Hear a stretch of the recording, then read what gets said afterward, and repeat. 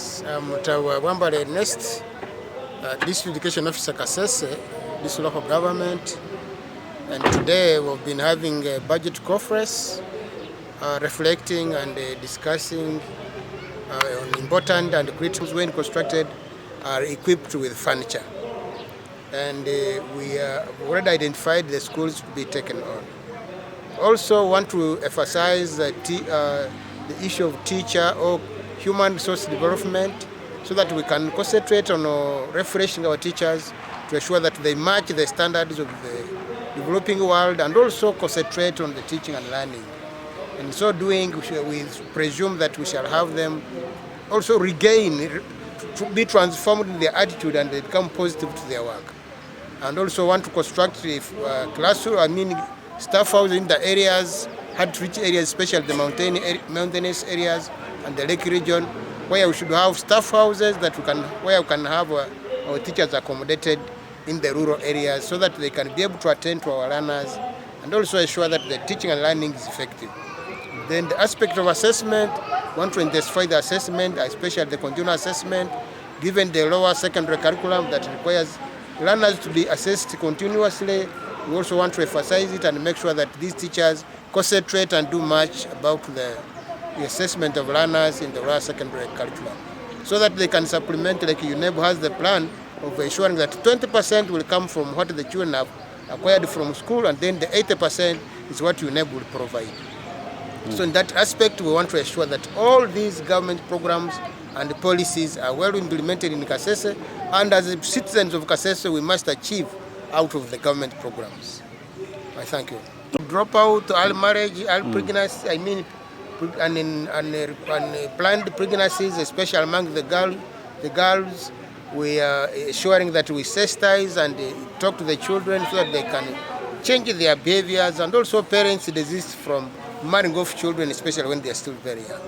And as a long-term strategy, we want to initiate and encourage the issue of ECD, so that children enroll in nursery schools or nurseries or early child development centers, so that this will enable them to enroll in school at the correct age. And if they do that, we know children at that age may not have those challenges, especially when the child is able. When the child is able to finish school finish P7 at 12, 13 years, but when they go beyond that, like many of them finish P7 at 16, 17, that's when they are vulnerable to such situations where they are either pregnanted or drop out of school because of certain challenges. So we are hopeful that given these interventions with many partners coming on board to fight the vice, talk to the children, talk to the parents, and also speak to the perpetrators of these issues, we are sure we shall combat the challenge and have all the children trained in school.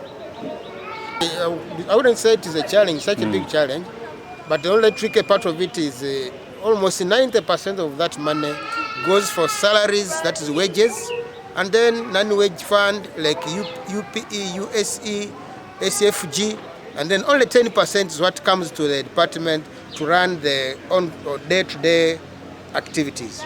So that's why you find that like the funding, especially like the school SFG fund, is also quite little, given the overwhelming number of schools which all demand to be supported, and therefore we find very little as compared to the number of schools that need our help. And therefore, in that kind of scenario, you find that the budget does not really favor the district fully.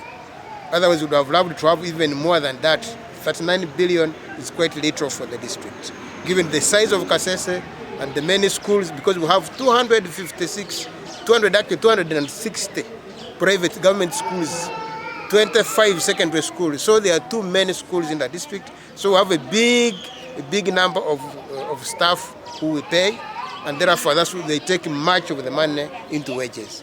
So very little remain for the day-to-day development of the district. But nevertheless, there are many other schools which are even worse off than Vohira. So like I'm saying, the plans we have is we would wish to support them, but the budget does not allow us to support them.